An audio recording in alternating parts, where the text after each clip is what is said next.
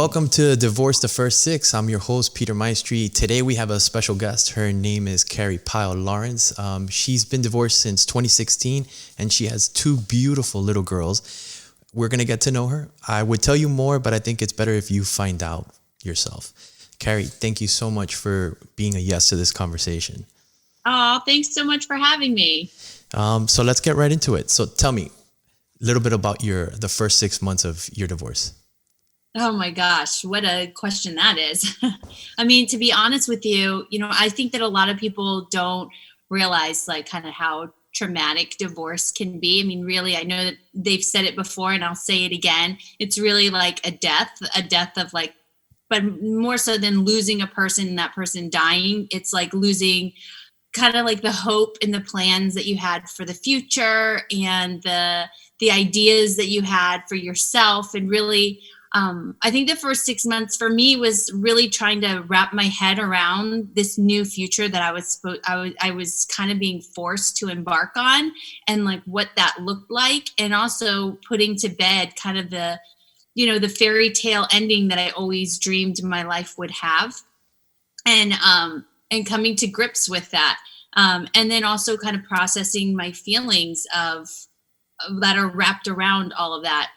For me, it was, living in a big city, being financially independent, being a single mom, all of those things in the first 6 months seemed just insurmountable. And I really couldn't even comprehend how I was going to be able to do that, And I think that also at the end of a marriage, there's a lot of insecurities and hurt, and at least for me, I really had like a lack of self-confidence, and that's kind of where all of those feelings were being generated from, of a lack of feeling worthy, a lack of being enough, a lack of being able to like really knowing my value and my strength. So initially, I think those were the feelings that were coming up. And then through those first 6 months, I feel like I had to kind of find ways to fill time. Like I had free time for the first time, and I couldn't even remember how long, because my children were going to their dad's house and I had,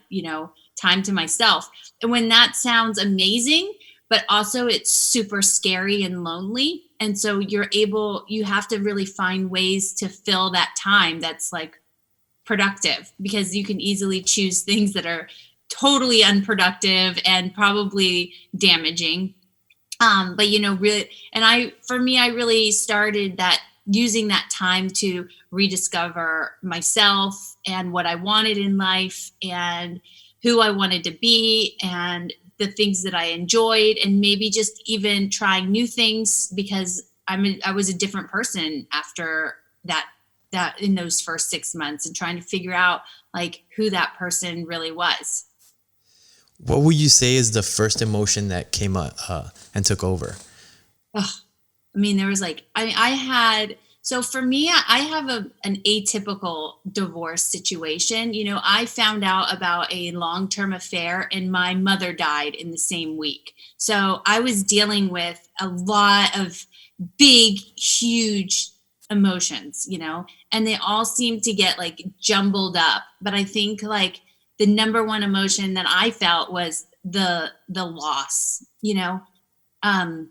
I really lost, and I think that even people can relate to this, even divorce. I really lost the people that were closest to me, that I relied on for emotional support.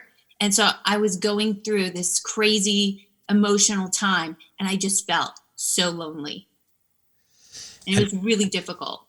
And inside that loneliness, where did you go? What was your first step? Like not understanding, I'm assuming, was the first one, and then trying to get a grip on it. Yeah. How did you handle that?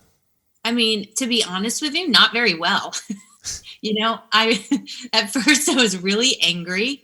I remember I didn't know what to do with my time.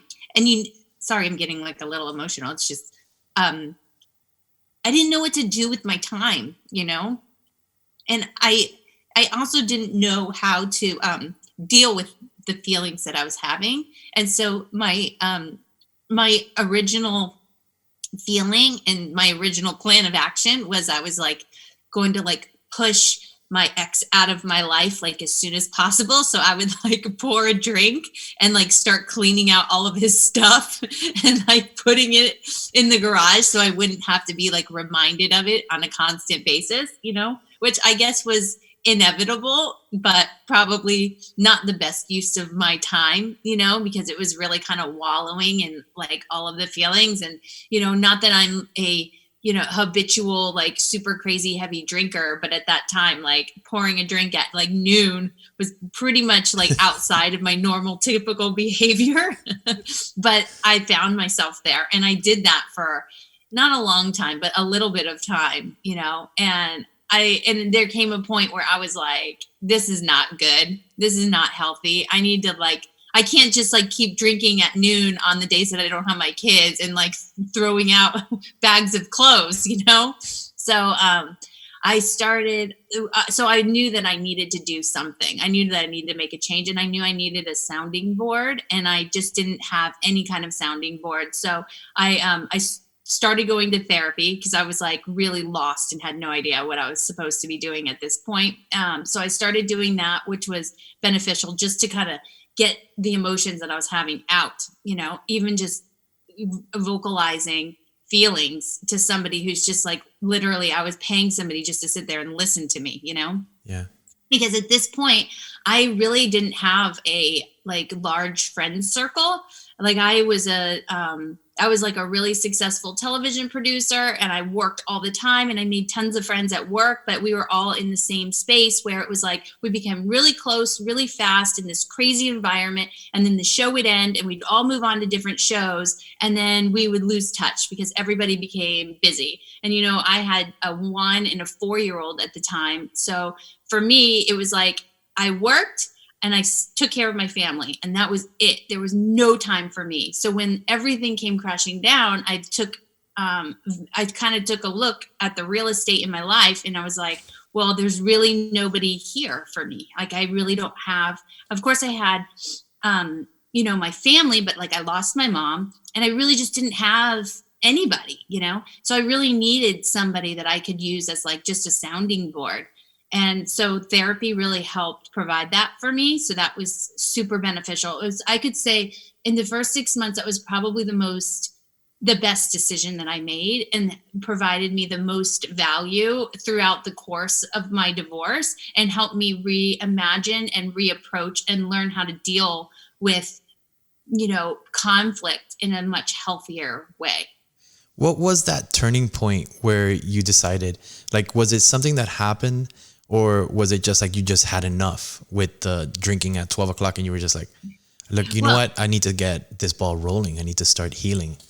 Yeah. I mean, like, this was like going on for like a couple weeks, like maybe like 2 or 3 weeks. And, I knew that how inside you're like, that this isn't a good idea, but you do it anyway for a little bit because you're just you just want to numb yourself because you're in so much pain. So that's, and I had to be responsible for my kids, and I live an active, healthy lifestyle, and it was starting to infiltrate those things. And it was starting to, I never drank around my kids, this was only during my alone time when I was really like struggling. And I would say that, it just came to a point where it wasn't making me feel good. It wasn't serving its purpose. It wasn't numbing me anymore. It was making my emotions like bigger and stronger. And, I think that I suffered from like depression at first. I had maybe not typical depression where it's like long lasting, but in that moment I like had such negative thoughts. Every thought that came to my head was a negative thought. Like I didn't, everything was like, I was losing everything. I couldn't think like of a positive thing in my life outside of like I had kids, but even then I felt like they're being taken, Yeah. Sorry. So it took me a little bit to realize that just wasn't healthy behavior, and it wasn't going to get me where I wanted to go. Sorry about that. I don't know how to turn it off. What was it? It was my messages coming in like on my computer, but they're not open. So I don't know why they're beeping. Yeah, we'll just deal with it. Okay. So yeah, it was a really difficult time. And even now, years later, I get emotional thinking about it because it was just so traumatic for me. What is it that you're thinking about that makes it so real? Because right now, if you're hearing us, you're not seeing Carrie, but Carrie is welling up. So what's there for you? What is it that you're thinking about? Is it the memory? Is it something that you could have done, would have done, should have done? What's going through your mind that has it be so cemented in the moment right now? Well, when you deal with trauma, it's like you learn to live with it, and so kind of talking about it brings me back into those moments and feelings of that time. Yeah. And it's just like, that's a really difficult thing for me to think about. It's just really the emotions and the feelings were just so consuming, and it took me even a long time to even be able to talk about my mom or think about her without just immediately bawling my eyes out, What gives you the courage to talk about it? It's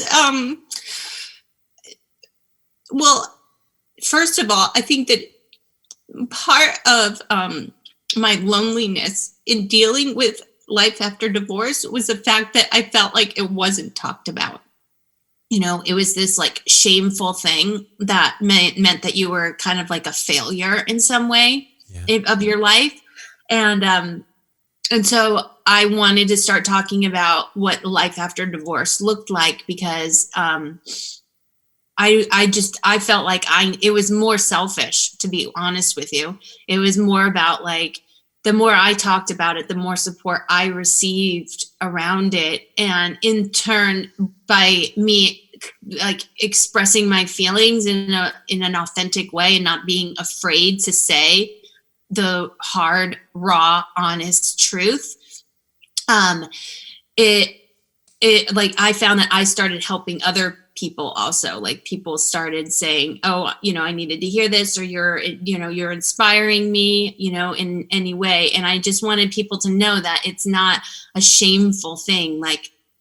Being upset over a loss or being upset over a divorce, it doesn't make you it doesn't mean that you are disposable or you did anything wrong or it's all your fault. And there's nothing to be ashamed of. Things in life just sometimes don't work out, And I think that for me, it's really important for, especially at this point in my life, to kind of reimagine what my life and what a relationship or where my life is going to go after that. I always say what happens.